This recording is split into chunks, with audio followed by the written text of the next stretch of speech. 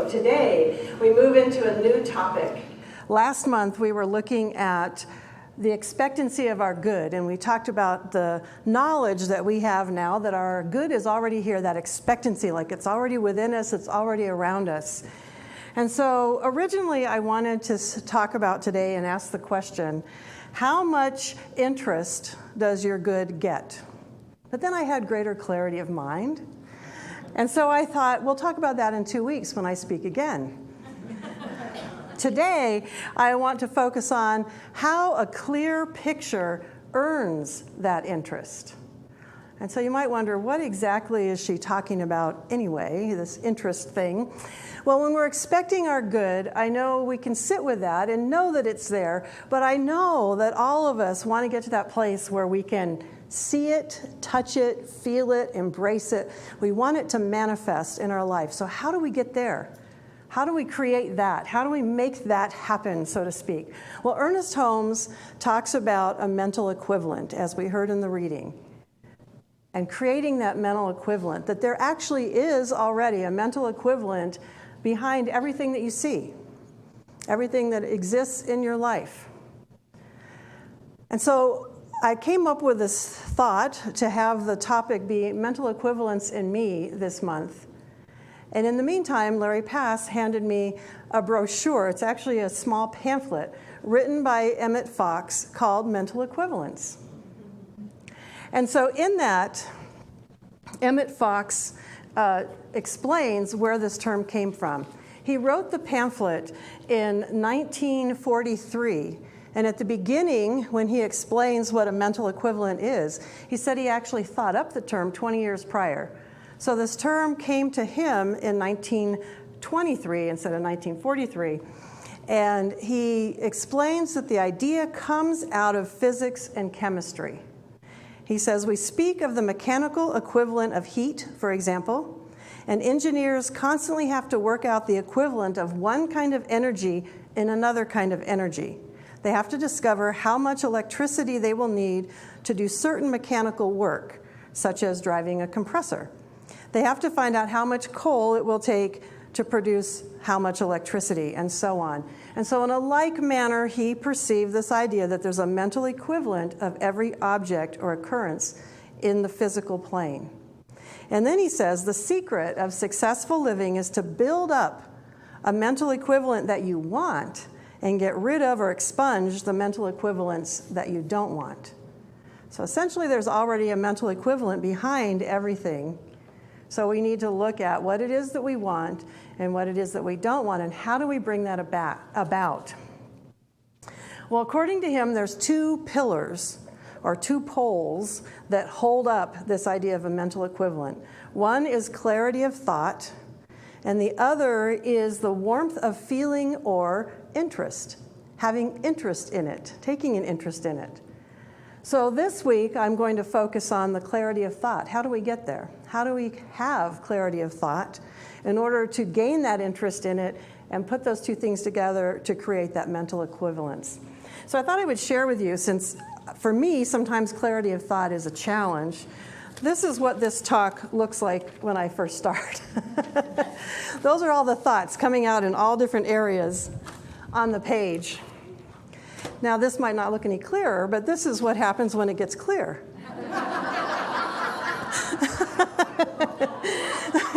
That's what my thought does as I hone it down and figure out where I'm going with a certain idea and allowing it to unfold.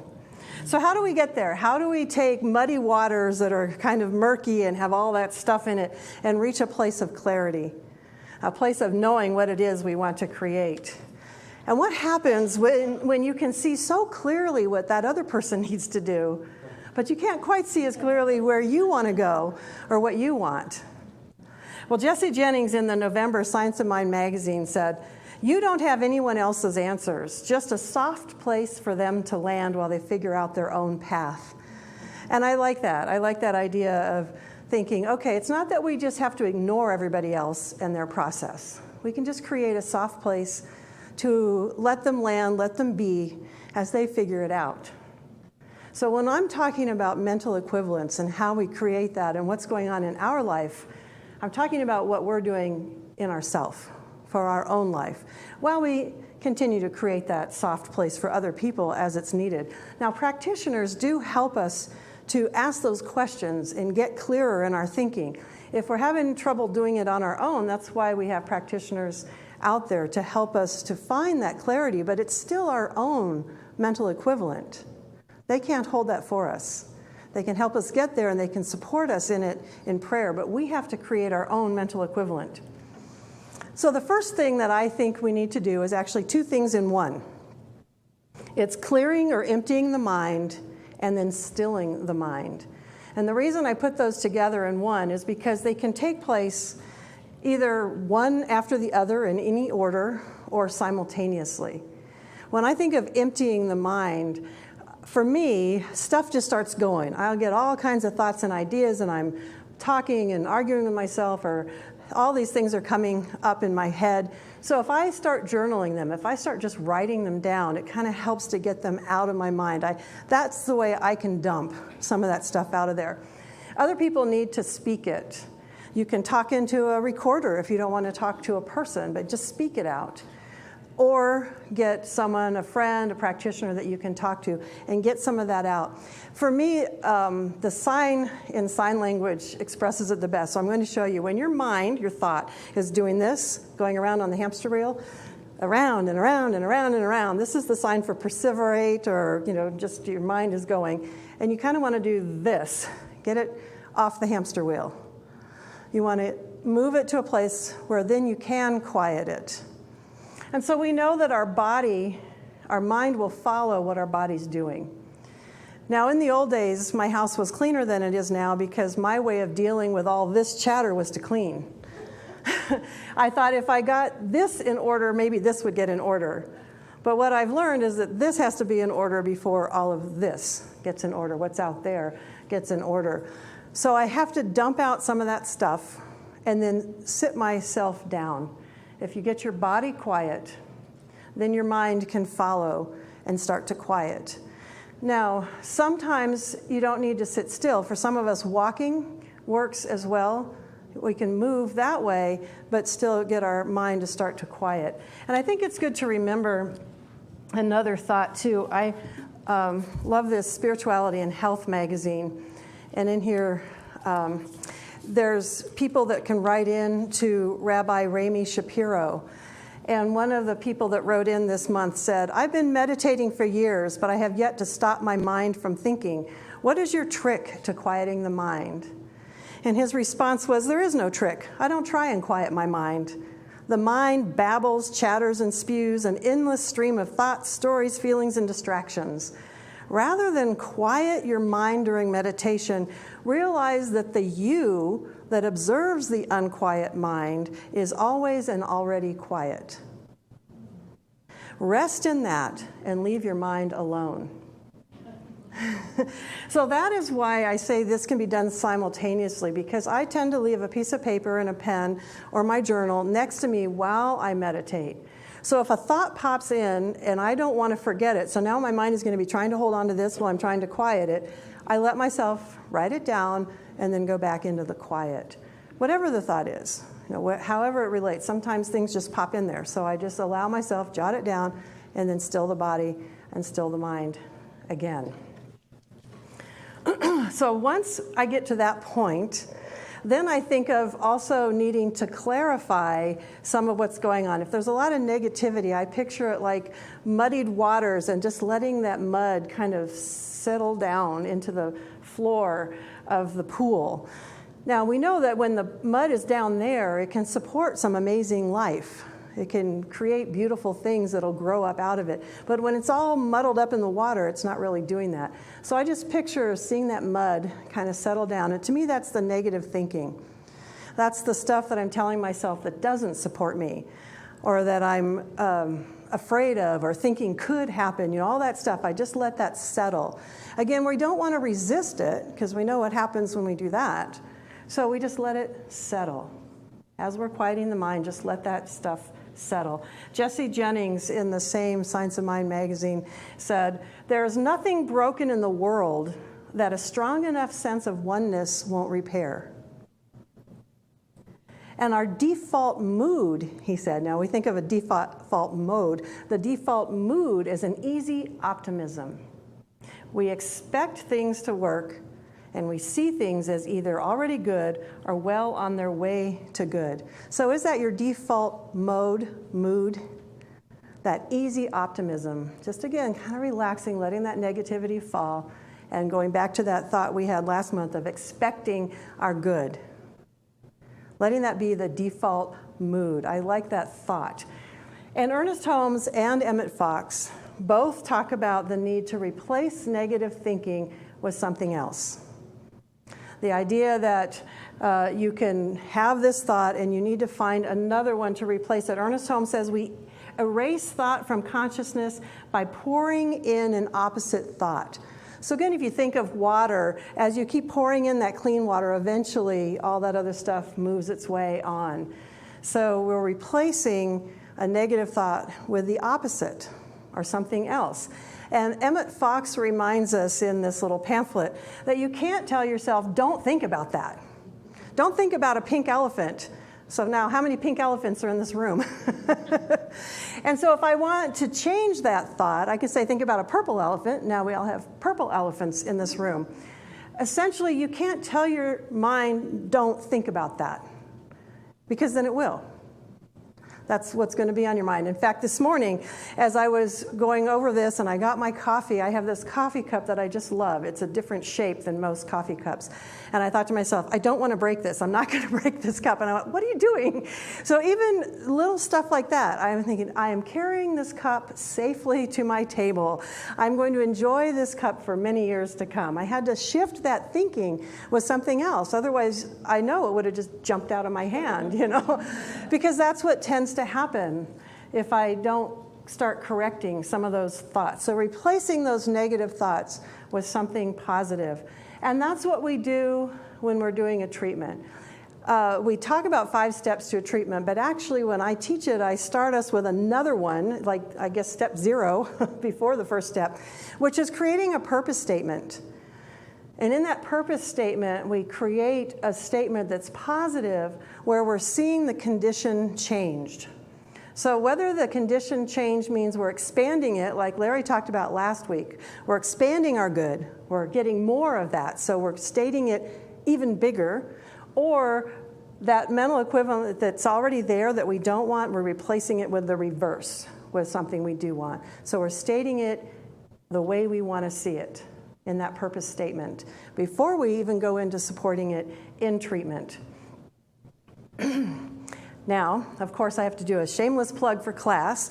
Tomorrow night is the beginning of treatment and meditation, and so we will practice that. If you want to take a class, you'll spend 10 weeks really practicing on how to do those treatments, how to get a good purpose statement that you can really have a strong mental equivalent about as you then do your treatment work. So I hope that you feel so moved to join us on Monday nights for treatment and meditation. It's a great class. Even if you've already taken it, it's good to keep that practice. I know for me, reading this pamphlet of Emmett Fox was like a great reminder.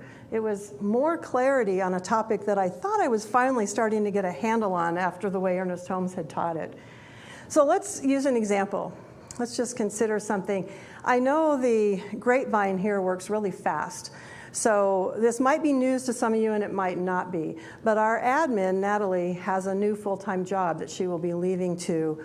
I don't know yet how much time we have before she needs to start this new job. And so, of course, when she told me that on Wednesday evening, when my mind was trying to be here, my first reaction was to just literally want to cry. And inside I was like, no more change. I'm so tired of change. That's where I just go. Because my whole life has been learning to accept and see the beauty in change. So in me, I was really stomping my feet when I got this news. And then I took the time and space to just let things settle, to allow, okay, what do I know? Everything always works for our good. And I just took the time to bring myself back into that place of allowing what I know to come clearly. So then the next thing that I think we can do once we get to that place of allowing that negativity to settle is we start to contemplate our options. And I saw it like spreading out all these cards in front of you. What are the options? What's out there? We live in unlimited potentiality. There's so many options. So every time something comes into our life that we just want to go, no, not this, we can get to that place where we look at the options. There's something more, something better, something greater out there. This is the part where we allow our thinking to expand. We allow ourselves to entertain different ideas, new thoughts. That's where we get our name, new thoughts. Ernest Holmes and Emmett Fox remind us that we can only receive at the level to which we can perceive it, to the level to which that we think it, that mental equivalent. And so there's this step that allows us to open, to expand, to think about new ideas, new possibilities.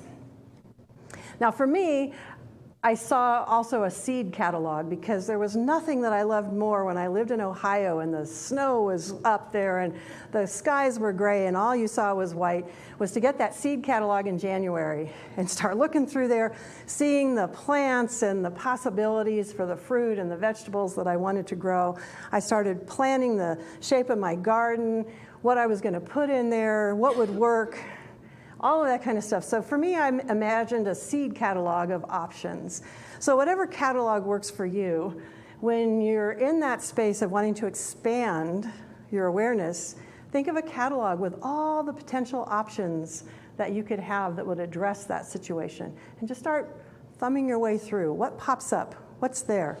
What can you see that would be another possibility that maybe hadn't been there in your mind to begin with? When we talk about our spiritual good, how do we do that?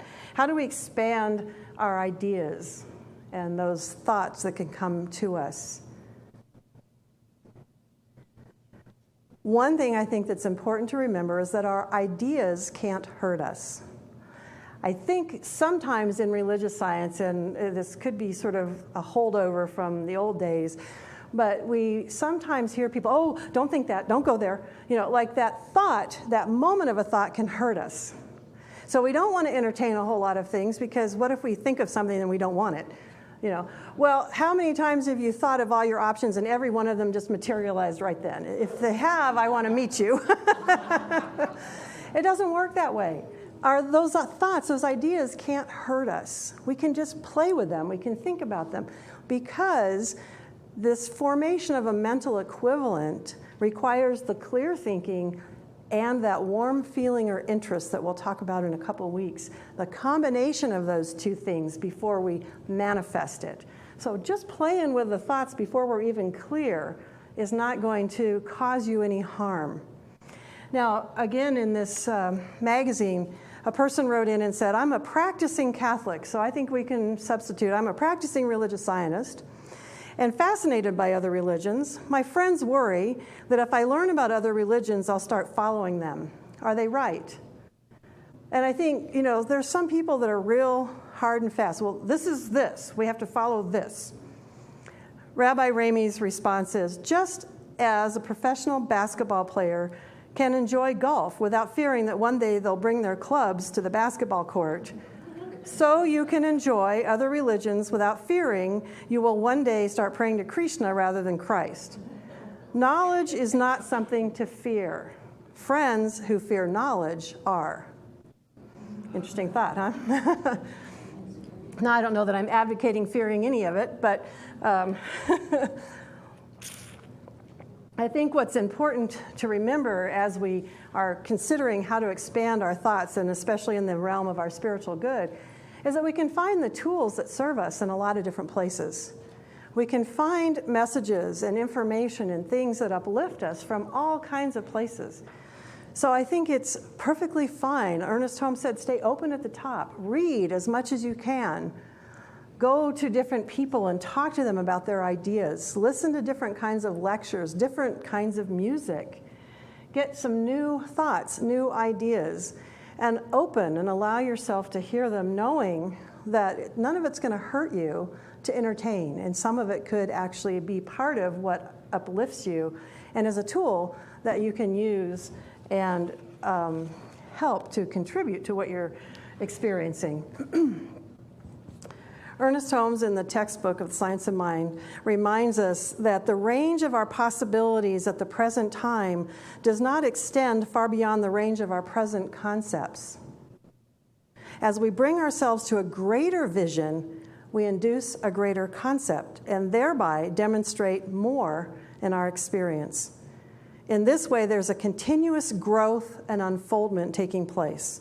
We do not expect to give a treatment today for prosperity and have $1 million tomorrow, but little by little we can unfold our consciousness, and through the acquisition of greater and still greater mental equivalents, until at last we are made free. And of course that works in all areas, not just prosperity. So we want to just continue to expand our thinking, entertain different and new ideas, and see how far we can get with those. Now, another area that we often use religious science, in fact, it was one of the areas that I think we started in, was healing. How do we apply this idea to healing? And in this magazine also was an article called Beating All Odds. And this person who wrote the article said, since 2003, I've examined the medical records for over 100 survivors of incurable and fatal illnesses. And what I've discovered is a pattern and principles behind these miracles. In other words, there is nothing spontaneous about what we are calling spontaneous remission from illness. Nothing miraculous about miraculous healings. That this realization has changed me, not only as a person, but as a physician and as a theologian. Ernest Holmes said, to the average person, when a result is obtained by this method of work, using the mental equivalent, using treatment, it looks as though a miracle has happened. But such is not the case. It is only a miracle as everything else in life is a miracle. And so the work that he did and the research that he did, these people that he studied did a lot of what I've been talking about here. They looked at the 3 areas of their life, physical, mental, and spiritual, and they got clearer in their thinking around all 3 of them. They let the mud of negativity settle. They found ways to remove that from their life. And they looked at all their options. And he pointed out that they didn't necessarily throw out the medical, but they expanded beyond the medical option that was being offered to them. They looked at other options in addition to that. And eventually they came around to what I think is also the final and probably most important step to sort of pull this all together as we think about that clear thinking post that upholds our mental equivalent that we're trying to collect or create, and that is going within. She sang about it. We go within. So in this article, people got to that place where the last 2 things he said that they did, where they listened to meditation CDs. They found meditation, a form of meditation that worked for them.